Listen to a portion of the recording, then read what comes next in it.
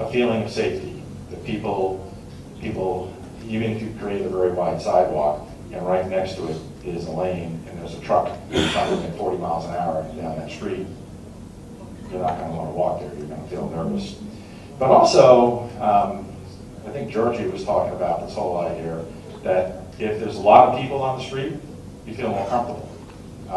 I've traveled to cities, I do a lot of traveling, and I've gone to a city, and you walk out of the door of a hotel, and you look at the street, and there's like nobody there.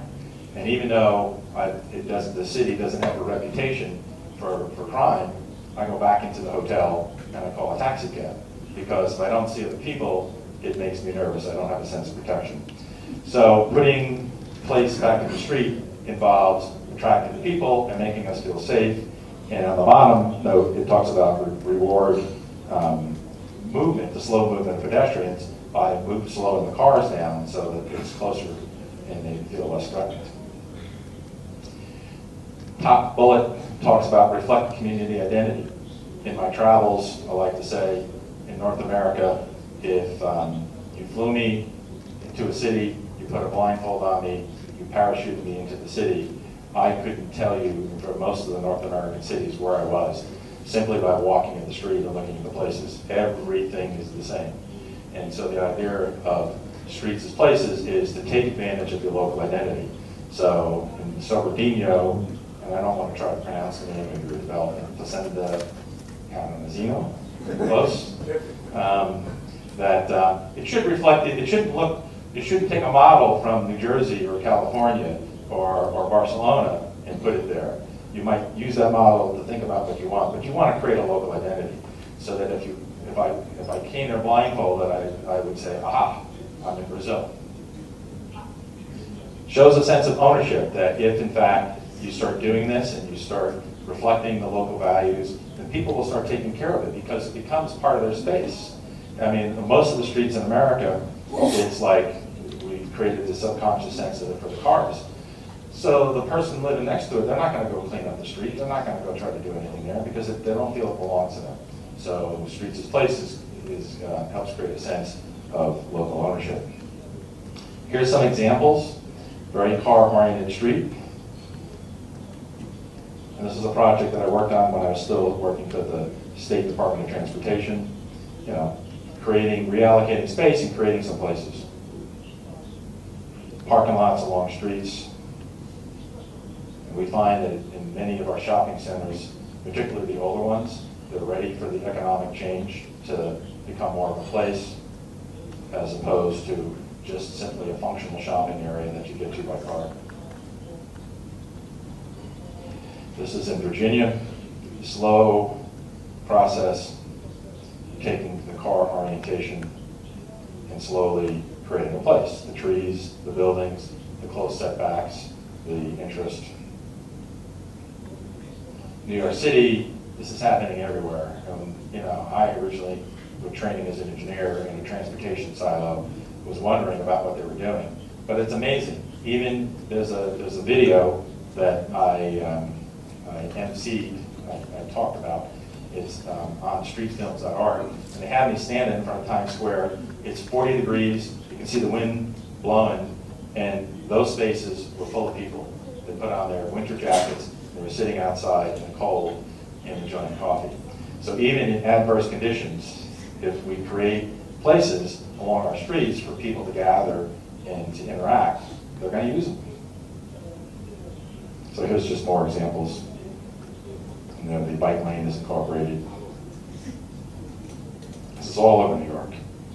I'm amazed, I'm in awe when I walk down Broadway, that 2 miles, what's going on. Where did these people come from? They were all inside before, right? It's like turn on a vacuum cleaner, boom. Little things lead to bigger things. A lot of it is if we invest in the public infrastructure, the private sector will follow, they'll take advantage of it. People like to sit outside. So some closing thoughts. I want to go back to this idea that I'm not anti-car. This is not anti-car. And I'm not saying there's no role for high-speed mobility. We still need big roads to take us around places. but we don't need to design all our roads for high-speed mobility. We need to design some of our roads for all the other uses.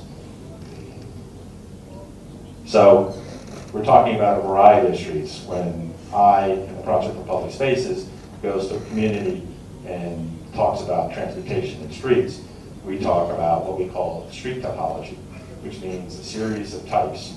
And we engage the community to say, what do you want to do? What kind of streets do you need in your town to make it complete?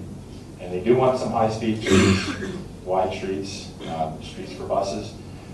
But they also want streets that are places. They want streets that are park streets, play streets. So a variety of street types. I'm not going to describe these, but just to give you an idea, this is from the city of Charlotte, one of the places that inspired me on how to think about street topologies. But they have avenues, and so just watch as the design of the street changes depending on the use. Avenues were considered streets that move you from one part of the city to the other. And then they had boulevards, where they wanted to have more of a grand entrance into Charlotte, or signal that you're coming to a special place. So a little more grandiose. Main Street becomes a destination, starts looking more like the picture that I started my presentation with. And then residential streets, and they recognize that people like small streets, but then in a city like Charlotte, where they had some high density, very tall buildings, they couldn't just do small streets. They had to do streets of different sizes to accommodate the fact that if you had big buildings, you were going to need more space. So in closing, I want to read to you what that says on that wall.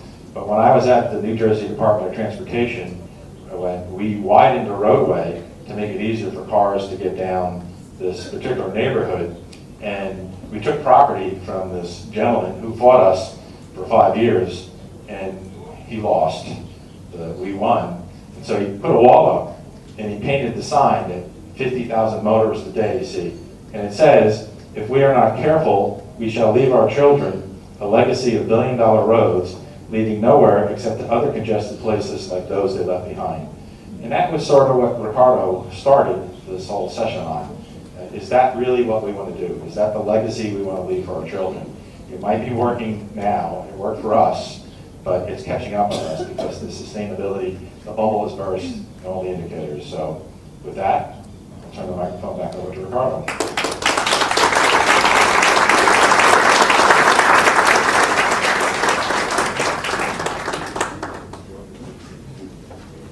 Thank you, Gary.